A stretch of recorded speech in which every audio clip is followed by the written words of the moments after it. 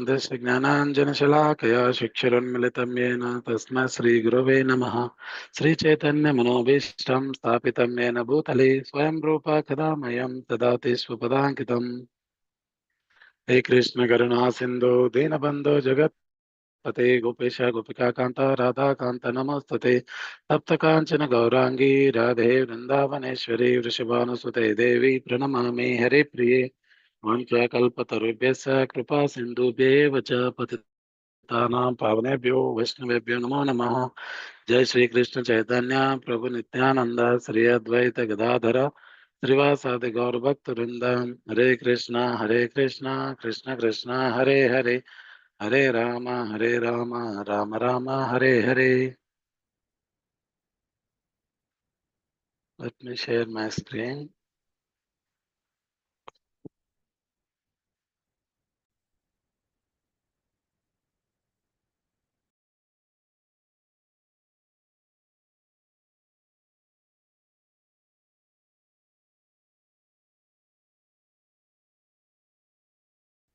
प्रज्ञानतिमिरान्धस्य ज्ञानाञ्जनशलाकया चक्षुरुन्मीलितं येन तस्मै श्रीगुरवे नमः। Hare Krishna, is it श्रीचैतन्यमनोभीष्टं Yes, Prabhu.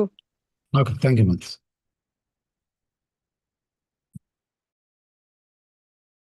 स्थापितं येन भूतले स्वयं रूपः कदा मह्यं ददाति स्वपदान्तिकम्। वन्देऽहं श्रीगुरो श्रीयुतपदकमलं श्रीगुरुं वैष्णवांश्च श्रीरूपं साग्रजातं रघुनाथानुतं तं सजीवम् साद्वैतं सावधूतं परिजनसहितं कृष्णचैतन्यदेवं श्रीराधाकृष्णपादान् सगणललिता श्रीविशाखान्वितांश्च नमो विष्णुपादाय कृष्णप्रेष्ठाय भूतले श्रीमते भक्तिवेदान्तस्वामिने नामिने नमस्ते सारस्वते देवे गौरवाणी प्रचारिणे निर्विशेष शून्यादि पाश्चात्य देशतारिणे श्रीकृष्ण चैतन्य प्रभु नित्यानंद श्री अद्वैत गदाधर श्रीवासादि गौरभक्तवृंद। हरे कृष्ण कृष्ण कृष्ण हरे हरे, हरे Ram Ram Ram Hare Hare. Okay, so I will try to explain Sri Govindaraja's analysis of Sri Valmiki Ramayan's cardinal teachings. They appear at the end of between chapter 4 and chapter 5. On the left, I have placed the Sanskrit text in one of the editions, one of the Sanskrit editions that contains Sri Govindaraja's commentary. And on the right, I have placed my rendition of this. So I will read from this and try to explain whatever needs to be explained. As an introduction to chapter 5 of Canto 1 of Valmiki Ramayana, the commentator Sri Govindaraja analyzes the 18 cardinal teachings of the Ramayana that Ramanujacharya had learned from one of his spiritual masters, Shailapurna. No. One thing that you will notice in our edition, the Rupa Raghunath Vani edition of Sri Valmiki Ramayana, I have presented footnotes extensively. This is so that the statements of the authorities are preserved within the inline text. And my understanding of it is what is presented in footnotes. I wanted to make it very distinct. Those who accept Vedic authority accept the principle of Ekavakyata and Samanvaya. Ekavakyata means that all the different scriptures, they are actually speaking, they are all speaking in a harmonious manner. And Samanvaya means harmony. That is the principle that all Vedic scriptures harmoniously point towards the same conclusion. Lord Krishna explains this in the Gita 15.15 by saying, Vedeshya sarvai rahameva vedyaha. I alone am the subject matter to be known, understood and realized by all the Vedas. Since Ramayana is greatly respected by Vyasadeva in his writings, it is naturally understood that Valmiki cannot have a purpose different from Vyasa's purpose, which is to clarify the teachings of the Vedanta, which is also clarified in the Bhagavad Gita. Vedanta generally refers to the Upanishads. Vedanta Sutra refers to the ultimate conclusion of the Upanishads. Sometimes Vedanta Sutra is also referred to as Vedanta, in the sense of the conclusion of the Vedas. Okay. The Ramayana describes itself as a kavya, a poem. Rhetoricians in India have long recognized that one of the impressive features of kavya is its suggestiveness, the importance of which is clear from rhetorical classics such as Anandavardhana's Dvanyaloka. Suggestiveness illuminated. Indeed, Srila Rupa Goswami, Srila Kavi Karnapur, and Srila Baladev Vidyabhushan have accepted the critical importance of suggestiveness in good poetry in their writings. Srila Rupa Goswami's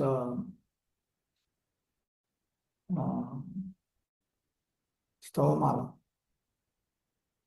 or Srila Kavi Karnapur's Alankara Kaustubha, or Srila Baladev Vidyabhushan's. He also writes about all of this Kavya Kaustubha. These things are important. So, is it not reasonable to conclude that the original poet and God-realized sage Valmiki, upon being instructed by Lord Brahma himself to write a poem on Lord Ramachandra, would have extensively used the poetic technique of suggestion instead of directly trumpeting out the spiritual teachings he intends to convey? There is nothing unreasonable in Sri Govindaraja's assertion that these teachings suggested by Valmiki in his Ramayana are factually the cardinal teachings of this great work. There are a number of people who think that Ramayana presents the greatest human, Rama, because throughout Valmiki appears to be speaking like that, even though occasionally he suggests different things. They don't take these suggestions seriously. But because it is a kavya, the suggestions have to be taken seriously. The hints, the suggestions, these assume prime importance while analyzing a poetry. Therefore, Sri Govindaraja is not that he is giving a Vaishnava twist to the Valmiki Ramayana. He is actually unearthing the tatparya or the purport of the Ramayana, which is suggested far and wide throughout the 7 cantos. The following is an abridged English rendition of this part of this commentary. Sometimes we have quoted complete verses here when the commentator quotes fragments of those verses. We have done so to help the reader better comprehend the context of his discussion. Because this is the most important part of the commentary, we have placed it at the beginning in this edition to orient the readers towards a proper understanding of the great Ramayana of the great sage Valmiki. Preliminary remarks. Idam cha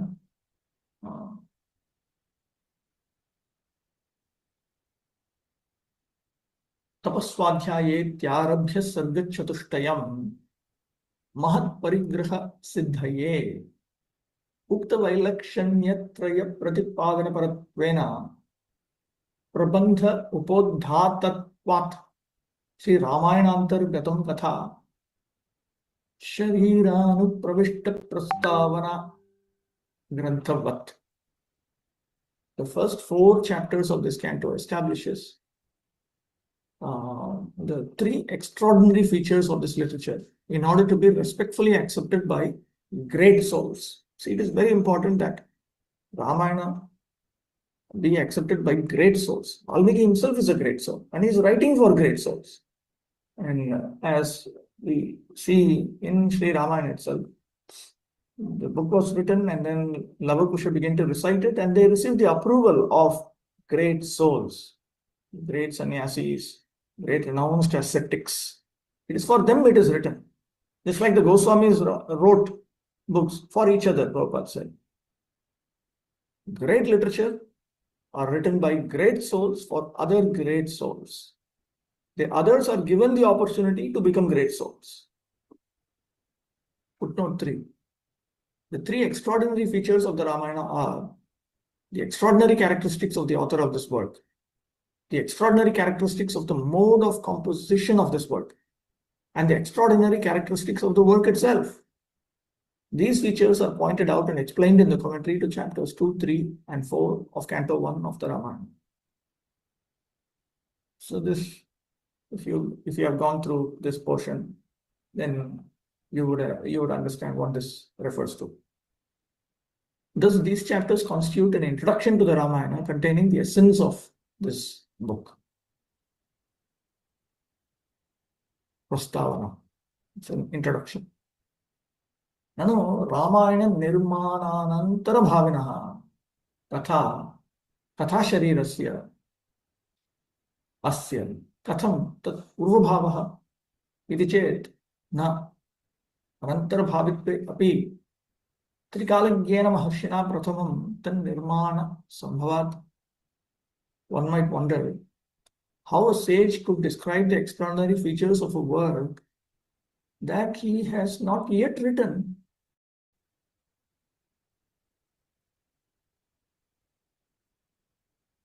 The answer is that Sri Valmiki is a Trikalagya.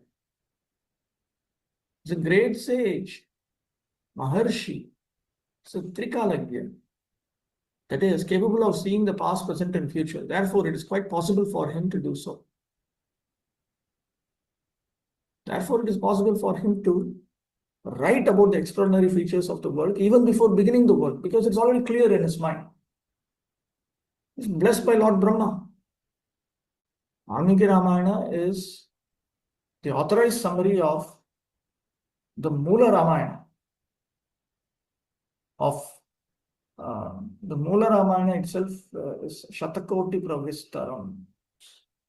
It's a work which extends to 100 crore verses. And we understand from Matsya Purana that these were actually, along with other literature, Pancharatra and others, they were actually manifested by Lord Hayagriva. There's an incarnation of Lord Vishnu named Hayagriva.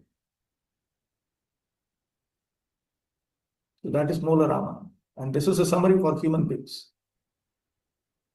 So Sri Valmiki was blessed by Lord Brahma. Therefore, he knows how to present these things. He knows what needs to be stated first, what needs to be stated next. Footnote, the question might arise.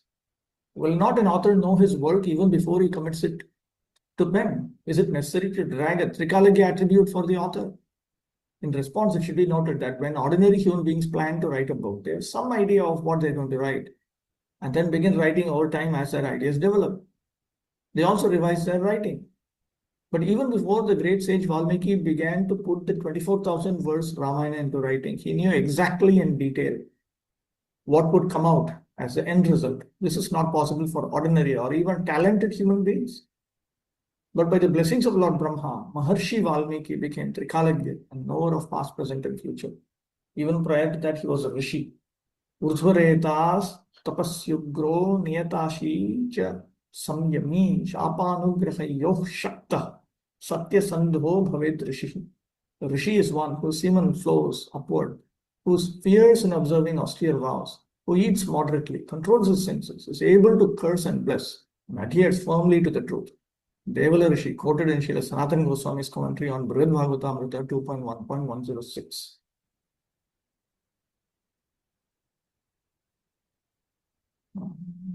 Okay.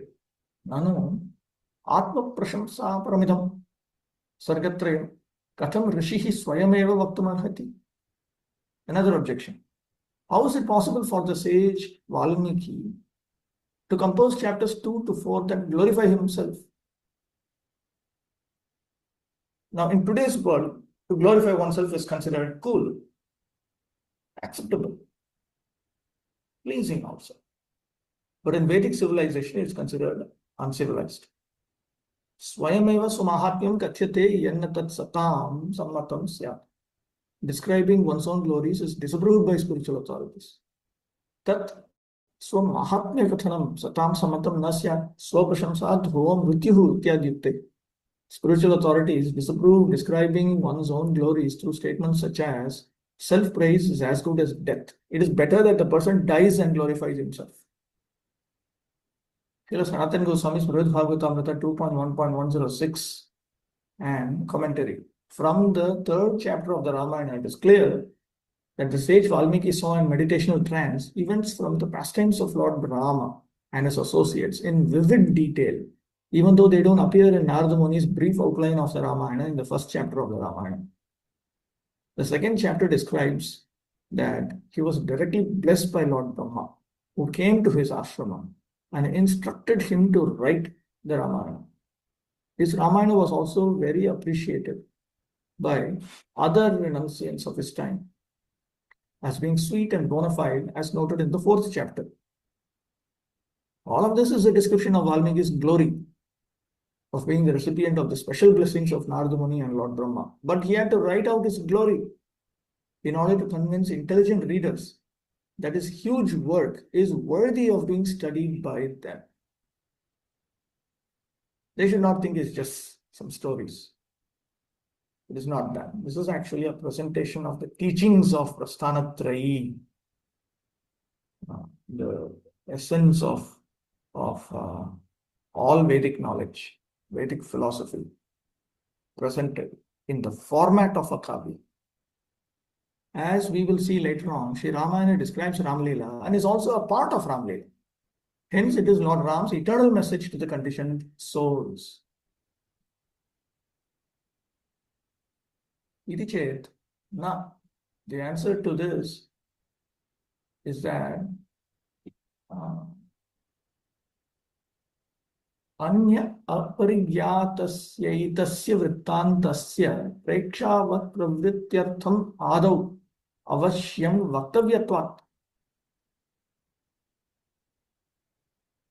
Now, this is this portion. The answer to this is that they recount incidents that otherwise would remain unknown. And the sage was obliged to include them in order to interest the intelligent, generate interest amongst the intelligent to read the Ramayana. Yadva Sargatrayam idam kenachit Valmiki Shishyena Ramayanam nirvritya anantaram nirmaya vaibhava prakatanaya sangamitam yatha yagyavalkya smrityado tathaiva tatra vigyaneshwarena vyakritam. An alternative explanation is a disciple of Sri Valmiki has added these three chapters into Ramayana after Ramayana was composed in order to glorify his master Sri Valmiki.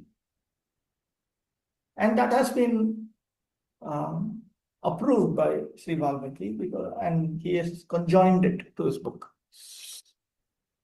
Yatha Yagyavalkya Smrityadav, for instance, in books like Yagyavalkya Smriti, Vigyaneshwara, one of the commentators, he also says that the glorification of Yagyavalkya and so on, different things. They've been added by a disciple, but it is accepted as part of the book. If you see like that, even in one of Madhvacharya's writings, if I remember correctly, it's Tattvodhyota. It ends with the glorification of Madhvacharya. It is an essay criticizing Kevaladvaita philosophy, pointing out how it is basically Buddhism disguised as a Vedic philosophy. It ends with the glorification of Madhvacharya. And from Jaitirtha, the classic commentator of several important philosophical writings of Madhvacharya, it is understood that these were actually composed by disciples, but they were added into it. Madhvacharya approved it, so it is always considered part of it. So that also happens. So that possibility is also there. Nanu etasya sargatra, okay. Nanu etasya sargatrayasya Ramayana aditve kushalavabhyam etad gane prathamam kriyamane tau Ramena adau eva swaputrau iti parigyatau syatam तथा च तदा एव सीता आनयन आपत्तिः बिम्बादि बिंबात् इवोत्थितौ बिंबो रामदेहात् तथा परौ तौ राजपुत्रौ इत्यादिना हि रामपुत्रत्वम् अनयोः सूच्यते। तस्मात् इदम् असङ्गतम् इति चेत् न सीतापुत्रत्वादेः अत्र अकथनात् रामसादृश्यं मात्रस्य राजपुत्रान्तरेषु अपि सम्भवति। Now here another objection can be stated that right in the beginning, in the first three sargas, it is noted that Ramayana first of all was sung by Kusha and Lava, and then everybody would get to know that they were actually Ram's own sons. So then, because it's also indicated that there's a verse that Lava and Kusha, when they sang the Ramayana, they were two sons of a king, and they appeared to have directly come out of Rama's body, like reflections of an object. So it's already indicated that they were Ram's sons. So there's some inconsistency between the first three sargas and the rest, and therefore it would not be part of the Valmiki Ramayana. So if you had to consider an objection like that, the answer to that is it is not clear, it is not stated that they were sons of Sita Devi.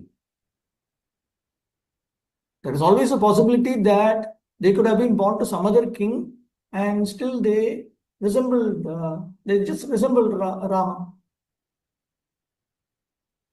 So that objection is also not sustainable.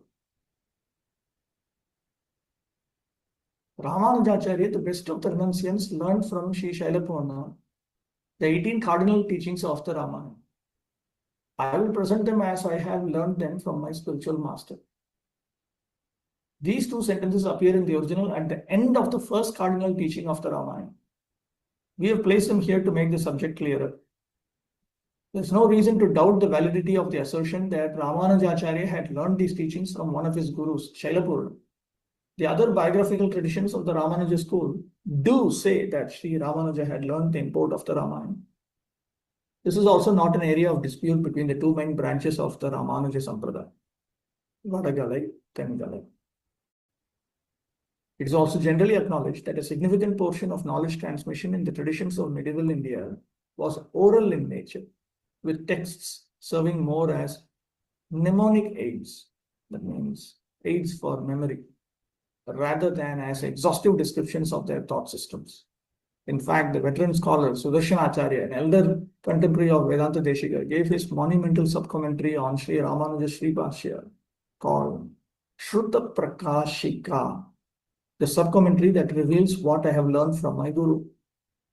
So Sri Govindaraja's statement that he understood these 18 teachings of the Ramayana through an oral tradition, starting from Sri Shailapurna and coming through a disciplic succession, is reasonable. So it's not unreasonable to come to this conclusion. Then he begins with a discussion of the 18 points, 18 topics. Ayam cha prabandha Veda Upabrahmana Rupaha Vedanta Artham Upabrahmayati. This composition, section 1, this composition, Sri Ramayana, elucidates the Veda. And as such, it also elucidates the Vedanta. In Sri Vaishnavism, Vedanta refers to the Upanishads. Vedanam Antaha, the conclusion of the Vedas. The Veda here itself refers to the four Vedas. Shruti. So it is referred to as Vedanta, Trayanta, Shruti Anta, and so on. It's all Upanishads. Prabhupada refers to the Upanishads as the headlines that you see in news articles. There's there may be a news article, and then you have headlines. Because sometimes Upanishads are also referred to as Vedashirah, Vedashiras, the head of the Vedas. So Prabhupada explained the headlines of the Vedas, because the headlines explains exactly the core point that you are meant to understand through the article. So the Upanishads are the headlines of the four Vedas. So it is Vedanta in that sense. प्रायेण पूर्वभागार्थो धर्मशास्त्रेण कथ्यते इतिहासपुराणाभ्यां वेदान्तार्थः प्रकाश्यते इति वचनात्. This is because there is an authoritative statement. The teachings of Sri Jaimini's Purvamimamsa are mainly stated in the Dharma Shastras. And the teachings of Sri Vyasa's Vedanta Sutra are revealed in the Itihasas and Puranas. Jaimini's Purvamimamsa presents the teachings of the Brahmana, Samhita, and Aranyaka portions of the four Vedas. These teachings are elucidated in the Dharma Shastras. Dharma Shastras begin with Manusmriti, Yajnavalkya Smriti, and so on. There are 20 important Dharma Shastras. Vyasadev's Uttaramimamsa, also known as Vedanta Sutra, presents the teachings of the Upanishad portion of the four Vedas, which are elucidated in the Itihasas and Puranas. The Itihasas are Vyasadev's Mahabharata and Maharshi Valmiki's Ramayana. The Puranas are 18 in number. This is a reference to the Mahapuranas. There are also 18 Upapuranas. See Srimad Bhagavatam, Canto 12, Chapter 7 for more details on the Puranas. The 18 major Puranas are enlisted, along with their common characteristics. Srila Jiva Goswami notes in his Tattva Sandarbha 12, Veda Shabdasya Samprati Dushparatva Dur Adhigamarthatvacha Tad Artha Nirnayakanam Muninam Api Paraspara Vinodha Veda Rupo Vedartha Nirnayakas Che Itihasa Purana Atmakas Shabdeva Vicharaniya. Because the texts of the four Vedas cannot be studied in present times completely, its meaning difficult to be understood, and because even the sages who have described the teachings of the four Vedas contradict each other, one should examine the Veda in the form of the Itihasas and Puranas that accurately describe the import of the four Vedas. This reaffirms the point that the Ramayana as an Itihasa elucidates the teachings of the Veda that contains the Upanishads, which teach Vedanta philosophy. Traditionally, systems of philosophy in India are categorized into those that do accept Vedic authority and those that do not. The former are traditionally enlisted as 6: Nyaya, Vaisheshika, Sankhya, Yoga, Purvamimamsa, and Vedanta Sutra, which rationally points out the problems with the concepts exposed by adherents of the first 5 systems of philosophy and systems that do not accept Vedic authority at all, and summarizes and clarifies the teachings of the Upanishads correctly. Strictly speaking, it is not just the Upanishads. The Vedanta Sutra has its scope the entire body of Vedic literature, the portions of Shruti which are not Upanishads, and also Smriti literature. But since most of the followers of the Vedas give great importance to the Upanishads, this kind of statement is made. Sri Vedanta Deshika of the Ramanuja school presents strong arguments to show that Jaimini's Purvamimamsa text was not properly understood by those who claimed to be his followers, and that it has to be studied in tandem with the Vedanta Sutra. Those interested in studying these philosophies can go through Srila Baladev Bhushana's Govinda Bhashya and Siddhanta Ratna with the Sukshma Tika commentary. There's a Sukshma Tika commentary on Govinda Bhashya, and there is one for Siddhanta Ratna also, as well as the commentaries on the Vedanta Sutra by exponents of the 4 Vaishnava Sampradayas.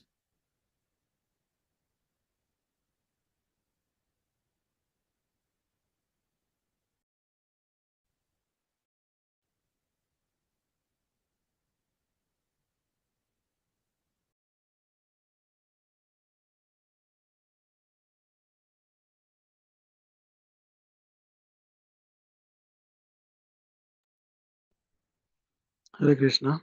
Sorry, like I played till 7, sort of closing that particular lecture. Any comments or any questions from anyone?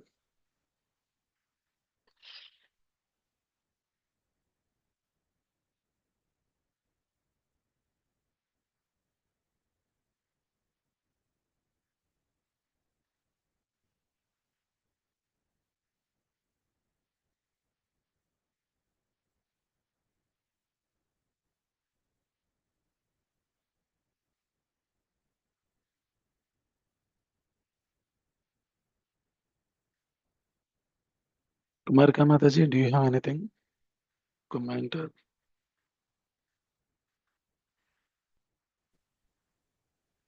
Prabhu, I was totally amazed by the knowledge, the depth of knowledge of Vidwan Gauranga Prabhu. It's really pity that we will not be able to hear from him directly. But some of the things went right over my head, Prabhu. What in the reasonings, some of it I could understand, but the last part of it, number 7 and all, it was too complicated to be understood in a hurry. So what I understood is very little, that there are 18 cardinal teachings of Ramayana that Govindaraj Acharya has put it, and he has learned from Ramanuja Acharya, who himself, he learned these teachings from Shailapurna, his own teacher. So there is a disciplic succession of this. Understanding is not just something whimsically that Govindaraj Acharya has put it. So to make that these teachings are very valid, this whole lecture was geared on that, anchored on that point, that we should not just think that some of they interpreted Ramayana in their own way and gave these teachings. No. So how Ramayana is itself, even the Itihasas and Puranas are more reflective of the Vedanta Sutra and the Upanishads and the Vedas, because Vedas at this point of time we cannot understand because of conflicting commentaries. So we can understand through these Itihasas and Puranas better. They are reflecting better. So we should concentrate on these teachings, and these are very authentic. That is what Prabhu wanted to impress. That much I have understood. Thank you, Mataji.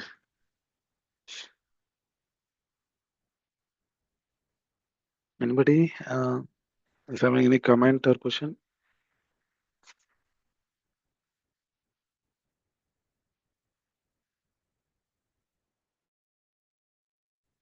One quick Hare Krishna question. Prabhu. Yes. Please go ahead, Prabhu. Yes, Sanatan Gopras Prabhu. Hare Krishna Prabhu, it's actually we got from the Mula Ramayana, from Hayagriva and all very new things. It's actually Ramayana has come from one of the avatars of Krishna, and it's really a new thing. And so crores and crores of verses have been written, and it's really amazing. Ramayana is not, it's just simple thing, simple Idigasa or something, that it contains lot of things from Vedas and Vedanta Sutra and other things. Really in depth they have gone. Really, I have to again read, listen to this lecture. So really marvelous. I liked it very much. Thank you. Hare Krishna. Thank you, Prabhuji. Shamkun Prabhu, you were saying something. Yeah. One quick question. I see Rajeshwari as a person here. Is this Rajeshwari Mataji from Bahrain, or is this Rajeshwari Pran Mataji from India?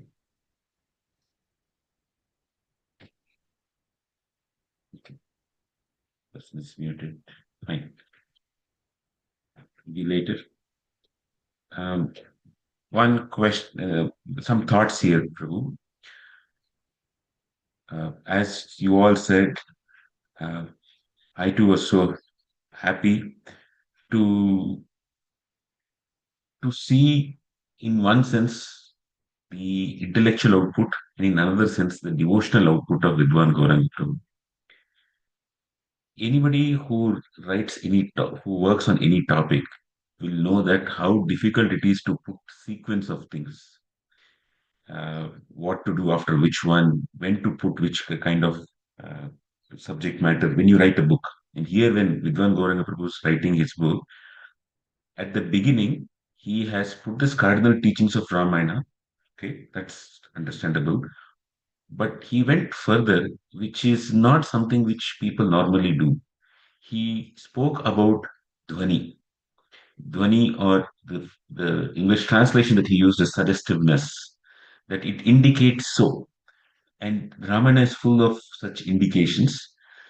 And bringing out the importance of Dhwani, especially to us who are in ISKCON, we are very much taught that do not put your own interpretation, do not speculate. And anybody in ISKCON who's been there listening to the lectures, or even being trained by somebody else, this is a very cardinal principle. Do not give your own interpretation. And Dhwani is actually like that interpretation is an exact opposite of it. And so, with our training, it becomes very tough for us in general to think, is this just somebody's speculation out of their mind? Because we should not use our mind in understanding Shastra.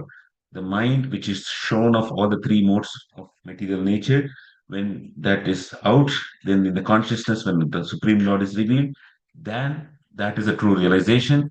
The sages in the scriptures, like in the Vedas, like Valmiki Muni, etc., for them, the Supreme Lord was revealed, and therefore we hear from them.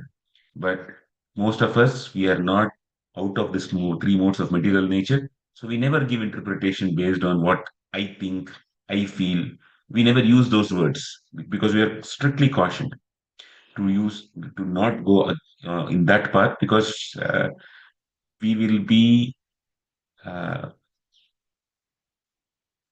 diminishing the role of the Supreme Lord or of the previous acharyas if we do that way. So with that background, when he starts with Dhwani, it was amazing that he's telling that Govind Raja is not an ordinary person. He is a great person who's following in the Acharya lineage. Ramanacharya is a very great person. They have Shaila Purna is a great person. They have indicated it is that this is what they have understood from their guru, and therefore this is not mental speculation. So I liked that part. The second part is when he was speaking about the Trikalagnya, the person who can understand the past, present, and future, that aspect of Valmiki Rishi, it, I like that part too, because these days you hear or we can read some scholars, like, for example, there's a person called Devadatta Patnaik. He writes in many newspapers, I think in Times of India and other places.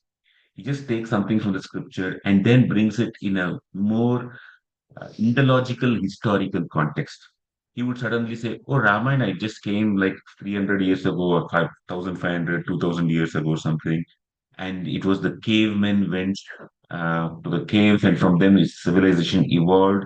And then we have the Ramayana coming up here. So you should see it in the context of history. People who try to rationalize scriptures on the basis of their knowledge, what they have acquired in this life, they believe they are scholars who are like David Patak himself says, Ramayana is a myth, and it's not that myth is wrong. Myth means something which is fiction. He says fictions help us to identify what is the right thing to be done and what is not right. It is not required that something true or historical has happened and then we learn from it. Something may not be historical and we still can learn. And hence, Ramayana is valuable. We are in the midst of this kind of a civilization where people like David Patnaik talk this way. And a lot of people get influenced by him. And one of the things he would say is when he says Trikalagnya, oh, he was just putting his own, Valmiki was just writing his own composition. It's just a myth, all that is coming up. There's nothing called a Trikalagnya. So you just go with it and just see what the book gives the best for you. But the good thing which Vidwan Gauranga Prabhu brought about is this Trikalagnya nature endears us to Valmiki Rishi himself. That we cannot access Rama without accessing the qualifications and the sincerity and the large-heartedness of Valmiki Rishi. So, no spiritual knowledge can come without due regard for the medium by which we are getting the spiritual knowledge. It, and this is a very, very fundamental principle in bhakti. Bhakti comes from a bhakta. We cannot access the Supreme Lord without the intermediary bhakta in between. In other words, the seed or the bija of turning our attention to Krishna is present in us, but that seed has to be watered. That watering process is done twofold, one by the process, and second by the person giving bhakti to us, which includes devotees, which includes acharyas, the spiritual master, all of them put together. So I like that somebody like Vidwan Goraka who has a Vidwan Goraka Prabhu who has a firm adherence to the Shastra is presenting it, and he could understand very well what different people would think through about this Dhwani and other aspects. So he brought it in the right sequence. So that's it. Thank you. Thank you, Prabhu. Thank you so much for your nice and elaborated appreciations. Okay, it's 7:11. We'll close for today. Vanchaya kalpatarubhyasya kripa sindhubhyev cha patitanam pavanebhyo vaishnavebhyo namo namaha. Ananta Kota Vaishnava Vrinda ki jai. His Holiness Rampasa Maharaj ki jai. Jagat Guru Srila Prabhupada ki jai. Hare Krishna.